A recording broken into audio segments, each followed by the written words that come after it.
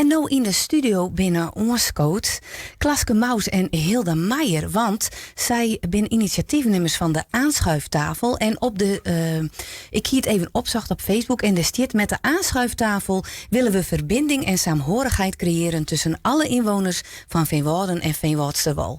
Dit doen we door samen te genieten van goed eten, ongeacht ieders financiële situatie en achtergrond. Dames, van harte welkom. Mooi dat je me even tijd vrijmaakt om hier even te wijzen. Want Hilda, hoe is dit project ontstaan? Nou, het initiatief komt eigenlijk uit de PKN, uit de kerk.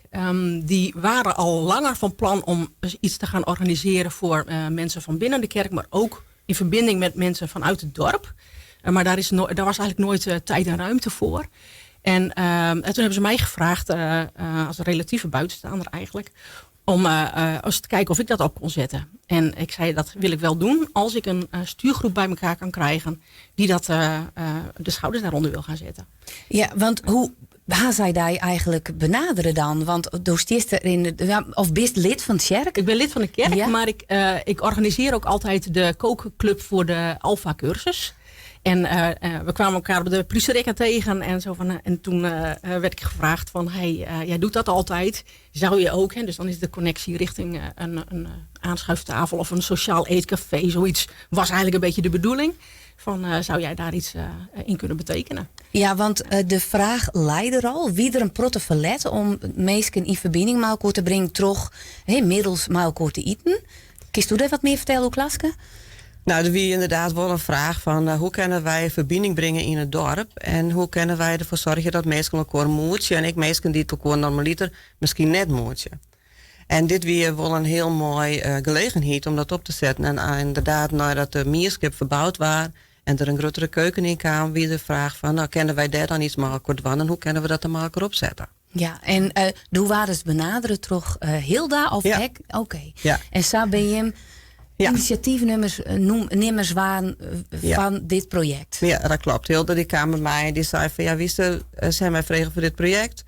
En kies soms misschien een aantal mensen die we daarbij vregen kennen om een stuurgroep daarvoor op te zetten. Nou, zo kwamen we op een aantal namen en hebben we inderdaad met elkaar begonnen om te zeggen van, hoe gaan we dat dan doen? En wat is daarvoor nodig? En welke stappen geven we meisje? Ja, want is er een vers ploegje want het is elke maand? Ja, elke maand. Ja, het is één keer in de maand op een zaterdagavond. En het is niet een vaste groep, hoewel er wel mensen regelmatig terugkomen. Maar het is echt bedoeld voor het hele dorp. En dat is wel anders dan sociale eetcafés bijvoorbeeld in de omgeving. Waarin vaak eenzame mensen, oudere mensen bij elkaar komen om samen te eten. Maar dat is net deze insteek? Nee. Om het meest uit het sociaal isolement te helpen bijvoorbeeld?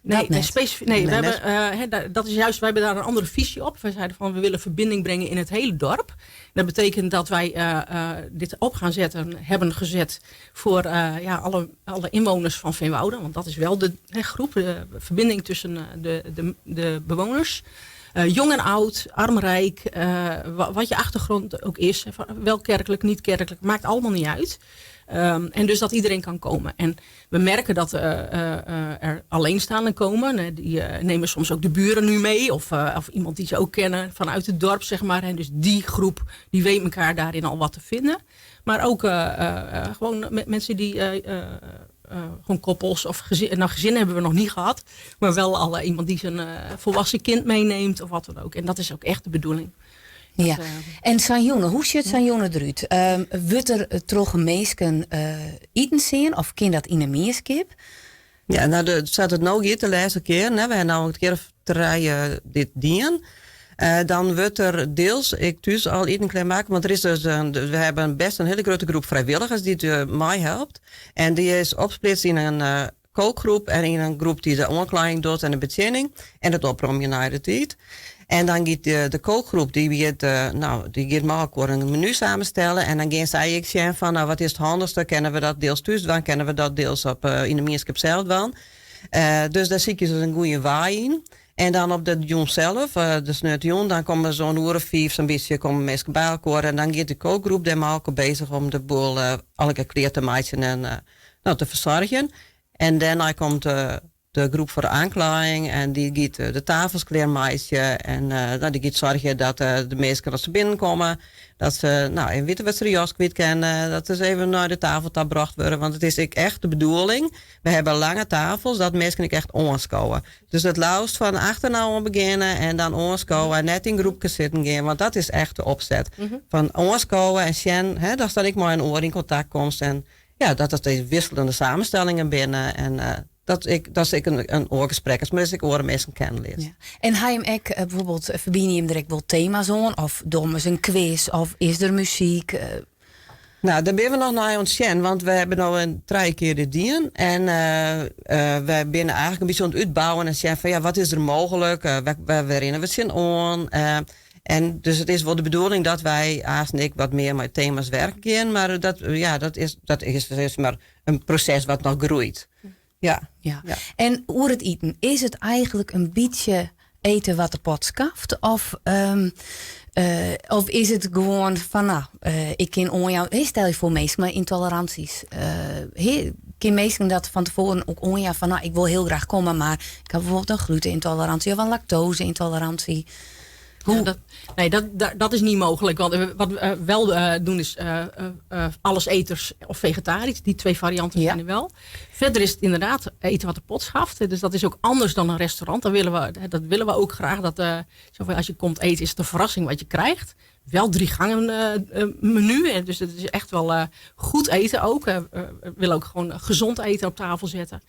Maar met alle toleranties kunnen we eigenlijk geen rekening houden. Nee, snap ik. Want we zijn uiteindelijk amateurkoks met elkaar. Ja. Dus dat kunnen we niet bieden.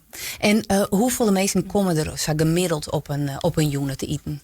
Nou, dat was wel heel verrassend. De eerste unit zitten we volgens mij op zo'n goeie 40 man. Dus dat we voor u inderdaad, we hier al praten, we beginnen. En we zeggen wel hoe het komt. En dat er 10 man binnen of 4 man, we starten gewoon. Dus we hebben nou de eerste pion weer goeie 40 man, denk ik. En we hebben nou Oorwijk Sneun. Dan hebben we weer een aanschrijftafel. En volgens mij winnen nou ook alweer 24 aanmeldingen. Ja, dus het is echt, het rint echt heel erg mooi. Ja. Nog even voor de meesken thuis. Ze kunnen onderskomen in een meerskip. Ja. Het is elke tweede sneu van de mannen. Ja. En wat zijn de kosten?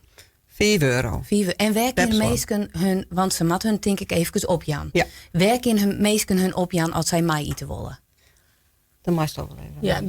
Ja, in de dorpskompas daar staat altijd wanneer het is en wanneer je je aan kunt melden. En dat is altijd het dorpskrantje van Veenwouden. Ja, dorpskompas. Ja. En daarin staan dus de data en je moet je een week van tevoren opgeven via het mailadres wat daarin staat of het telefoonnummer. En dus het moet wel aangemeld worden. Ja, en ik zeg, je hebt ook nog een Facebookpagina. Daar kun je meestal altijd nog informatie vinden, denk ik, of net? Ja, die wordt bijhouden. Ja. En het is van Veenwouden en Veenwoudsterwal. Dat is wel even... Ja, heel goed om te zeggen. Ja, klopt. Klaske Maus en Hilde Meijer, mag ik je me heel hartelijk bedanken. En ik wens je hem alvast voor Nijwiekers nu een heel smakelijk eten. Dankjewel.